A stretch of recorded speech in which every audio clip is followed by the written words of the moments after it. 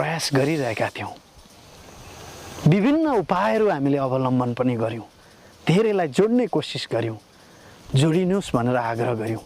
सरकारको उपस्थितिमा घोषित परियोजना सरकारलाई सुरुवाती दिनदेखि नै सहायता गरिदिनका लागि, अभिभावकत्व ग्रहण गरिदिनका लागि हामीले अनुरोध गरिरहेछौँ। सङ्घीय सरकार, प्रदेश सरकार, स्थानीय सरकार सबैको ढोकामा हामी पटक पटक पुग्यौँ। सिंहदरबारका ढोकामा, प्रदेश सरकारका ढोकामा, स्थानीय सरकारका ढोकामा, 753वटै चाहिँ स्थानीय निकायमा सबैमा हामीले पत्राचार गरेका छौँ, अनुरोध गरेका छौँ, बिन्ती गरेका छौँ। विभिन्न सङ्घ संस्था, हामी नपुगेको ठाउँ सायदै कम होला, नभेटेका व्यक्तित्वहरू सायदै कम हुनुहुन्छ होला। सङ्घ संस्थाहरू सबैसँग सहकार्य गर्नका लागि सबै प्रयास गऱ्यौँ हामीले। कहीँ आश्वासन पायौँ, कहीँ धोका पायौँ, कहीँ सहयोग पायौँ। अभियान हो, यस्तो हुन्छ नै भनेर मन पनि बुझाउँदै गयौँ। र यो परियोजना सम्बन्धी पर्याप्त टिक्का टिप्पणी, आलोचना पनि हामीले खेप्दै जानु पर्यो, जसको हामीले प्रतिवाद गरेनौँ। त्यसलाई सुझावको रूपमा लियौँ। सरकारले उपलब्ध गराएको, जग्गा उपलब्ध गराएको ठाउँमा हामीले निर्माणको संयोजन मात्रै गरेका हौँ। निर्माणमा कहीँ कम्प्रोमाइज हुन्छ कि, क्वालिटी कम्प्रोमाइज हुन्छ कि, आर्थिक अनियमितता हुन्छ कि भनेर हामी सुरुवाती दिनदेखि नै सचेत हुँदै अगाडि बढेका हौँ। र सबभन्दा बढी सचेत हामी त्यसैमा छौँ। यहाँलाई लाग्न सक्ला परियोजनामा अनियमितता होला कि हामी सहायता त गर्ने न, यो धुर्मु सुन्तलीले चाहिँ व्यक्तिगत प्रयोजनका लागि खर्च गरेका छन् कि। यस परियोजनामा हामी धुर्मु सुन्तली मात्रै छैनौँ, यसको छुट्टै समिति छ, यसको छुट्टै कार्यविधि नियमावली छ। र त्यो कार्यविधि नियमावली अन्तर्गत, त्यो सिस्टम अन्तर्गत हामी चल्नुपर्छ। हामी त एउटा देखिने पात्र मात्रै हौँ। धेरै महानुभावहरू यसमा जोडिनु भएको छ र यसको लेखा परीक्षण पनि हामीले असार मसान्तसम्मको सकिसकेका छौँ। केही दिनपछि हामी सार्वजनिक गर्नेछौँ। यसका यो परियोजनामा आबद्ध भइरहँदा यसका भोगाईहरू, हामीले पाएका पीडाहरू हामी सार्वजनिक गर्नेछौँ। र ती पीडाहरू सार्वजनिक गर्नु नपरोस् भनेर अहिलेसम्म हामी मौन बसिरहेका छौँ। र हरेक आलोचना, हरेक टिक्का टिप्पणीका हामी जवाफ दिन्छौँ। र ती जवाफ एउटा सुझावको रूपमा हामीले ग्रहण गरेका छौँ र धन्यवाद दिन चाहन्छौँ। हामी यो परियोजनाका लागि सकारात्मक हिसाबमा सोच्नुहुने महानुभावहरू जतिले बुझ्नु भएको छ, जतिले बुझ्नु भएको छैन, एकचोटि बुझिदिने कोसिस गर्न पनि म अनुरोध गर्न चाहन्छु। हामीले त मात्र प्रयास गरेका हौँ, केही गरौँ देशका लागि भनेका हौँ, बिगार्न खोजेका होइनौँ, बनाउनु पर्छ, बन्नु पर्छ भनेका हौँ। तर विडम्बना, यही समयमा कोरोनाको महामारी आउनु, यही समयमा राजनीतिक अस्थिरता, राजनीतिक उथलपुथल हुनु, यो सबै चिजले हामी शिकार बन्यौँ।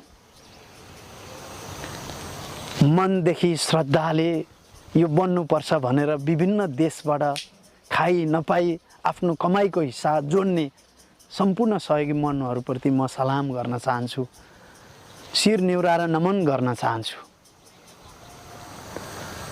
यो परिस्थितिमा पनि हामीलाई सुझाव सल्लाह दिएर हामी छौँ है भनेर जुन प्रकारले हामीलाई ढाडस दिनुभएको छ, त्यो तपाईँहरूको त्यो भित्र आत्मादेखिको त्यो बनोस् भन्ने चाहनालाई हामी कहिले पनि कुठाराघात गर्न सक्दैनौँ। र यो परियोजनामा हामीले हात झिकेको, परियोजनाबाट टाढा भागेको, जिम्मेवारीबाट टाढा भागेको होइन। हामीले सरकारलाई आह्वान गरेको, स्थानीय सरकारलाई आह्वान गरेको, प्रदेश सरकारलाई आह्वान गरेको एउटा निकासका लागि हो। देशको सम्पत्ति बनिरहेको, हामीले हाम्रो व्यक्तिगत सम्पत्ति बनाइरहेको होइन, एउटा राष्ट्रको धरोहर बनिरहेको छ। हाम्रै प्रतिष्ठा उच्च हुने काम भइरहेको छ। र अहिले 3000 दर्शकले हेर्ने एउटा प्याराफिट तयार भएको छ, ग्राउन्ड तयार भएको छ, देख्न सक्नुहुन्छ। यति मजाले दुबो जागेको छ। बिचमा पिच निर्माण गर्ने बित्तिकै अन्तर्राष्ट्रिय जुनसुकै प्रतियोगिता आयोजना गर्न मिल्छ। भोलि यहाँ अन्तर्राष्ट्रिय प्रतियोगिता आयोजना भइरहँदाखेरि हाम्रै शिर उच्च हुने त हो नि। नागरिक र सरकारको सहयोगमा, पहलमा, आँट र हिम्मतमा यत्रो ठुलो परियोजना, एउटा स्टेडियम देशभित्र बनिरहँदा 30,000 क्षमताको स्टेडियम इतिहासमा पहिलोचोटि राष्ट्रले पाइरहँदाखेरि हाम्रै छाती ढक्क फुलेर आउने त हो नि। त्यसैले जसले सहायता गर्नुभयो, उद्यमी, व्यवसायी, सहयोगी मन, स्वदेश विदेशमा रहनुभएका सबैलाई म हार्दिकताका साथ आभार व्यक्त गर्न चाहन्छु र यो अभियानमा एकचोटि हामीले प्रयास गर्ने हो भने, एकचोटि हामी फेरि पनि जुर्मुराउने हो भने, एकचोटि हामी सबैजनाले चाहिँ यो बन्नुपर्छ भनेर आवाज उठाउने हो भने अबको 6 महिनादेखि वर्ष दिनभित्रमा इतिहासमा पहिलोचोटि 30,000 क्षमताको अन्तर्राष्ट्रिय मापदण्डको रङ्गशाला नेपालले पाउने हो, देशले पाउने हो। यहाँ कुनै एउटा सामान्य चिज भइरहेको छैन, एउटा राष्ट्र बन्ने एउटा खाका तयार भइरहेको छ। यत्रो महानुभावहरूको लगभग 40-45 हजार भन्दा पनि बढी सहयोगी महानुभावहरूको भावनालाई अब राष्ट्रले, अब सरकारले कदर नगर्ने त, सम्मान नगर्ने त त्यो भावनालाई। ती विदेशमा दुःख गर्ने श्रमिक दाजुभाइ दिदीबहिनीहरूले रङ्गशाला बनोस् भनेर चाहिँ सहायता गरेको त्यो सहयोगलाई अपमान गर्ने त अब हामीले। त्यो चाहना, त्यो भावना त देश बनोस् भन्ने भावना हो नि त। त्यसैले हामीले जुन पीडा भोगिरहेका छौँ, जुन चाहना, जुन उद्देश्यका साथ हामी यो अगाडि बढेका थियौँ, धेरै ठाउँहरूबाट, धेरै महानुभावहरूबाट पाएका ती आश्वासनहरू दिनानुदिन ती आश्वासनमा मात्रै सीमित बन्दिँदै गए, ती साथहरू टुट्दै गए, ती हातहरू टुट्दै गए। हामी त्यो साथ र त्यो हातलाई चाहिँ जोड्नका लागि प्रयास गरिरह्यौँ र अहिले पनि हामी त्यो प्रयास गरिरहेका छौँ र हामी केही दिनभित्रमा यसका सबै भोगाइहरू,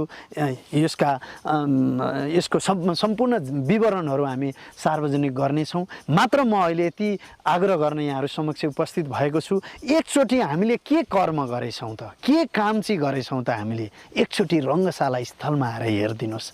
साँच्चीकै हामीले राम्रो गरेका रहेछौँ अथवा नराम्रो गरेका रहेछौँ, हामीले कुनै पनि चिज गडबड गरेका रहेछौँ, कुनै पनि चिज चाहिँ हामीले चाहिँ नचाहिँदो गरेका रहेछौँ, नराम्रो गरेका रहेछौँ भने हामी जुनसुकै सजाय पनि भोग्न तयार छौँ। तर जे गरेका हौँ देशका लागि गरेका हौँ, बन्नुपर्छ भनेर गरेका हौँ, बनाउनुपर्छ भनेर गरेका हौँ। हामी बिगार्नुपर्छ, भत्काउनुपर्छ भनेर कहिल्यै हिँडेनौँ। हामीले हाम्रो व्यक्तिगत लाइफ, आज म कलाकारिता मनज्ञ तरिकाले अगाडि बढिरहेको थियो भनेदेखि म एउटा पोजिसनमा पुग्थेँ होला। मेरो सहकर्मी साथीहरू, अग्रज व्यक्तित्वहरू मजाले आफ्नो पेसामा रमिरहनु भएको छ, रमाइरहनु भएको छ।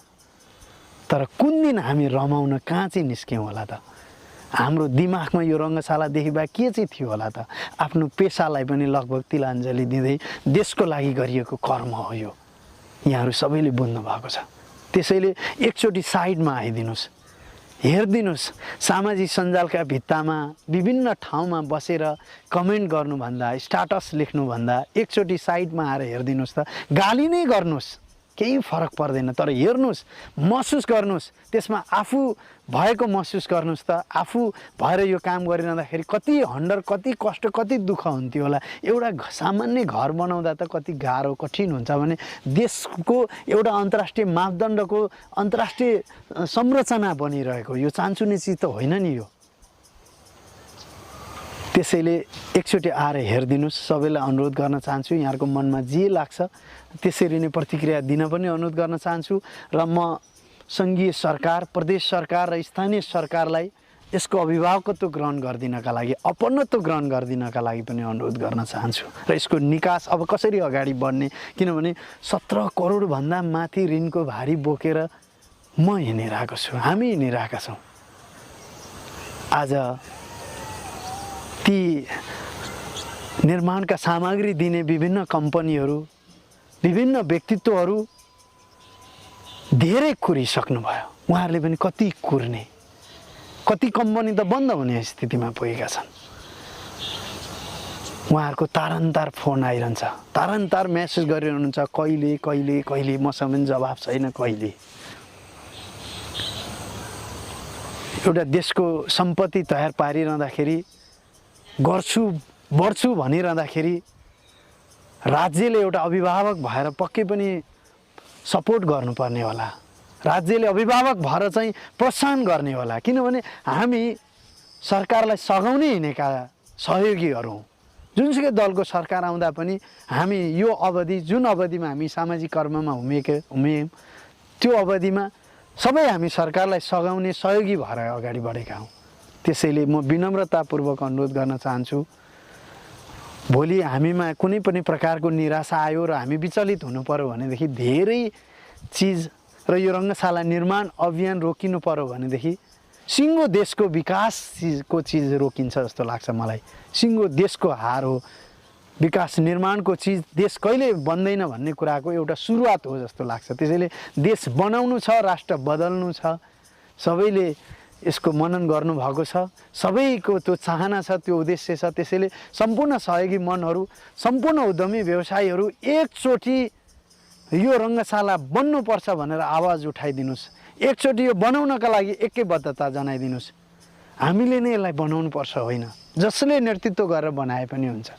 भोलि यहाँहरूको चाहना सरकारले बनाइदिए हुन्छ, हामी सरकारलाई केही नेतृत्वमा बनाउन पनि सहयोगी भूमिका निर्वाह गर्छौँ। जसले बनाए पनि, जसले नेतृत्व गरे पनि इतिहासमा नेपालले रङ्गशाला पाउने हो, देशले रङ्गशाला पाउने हो।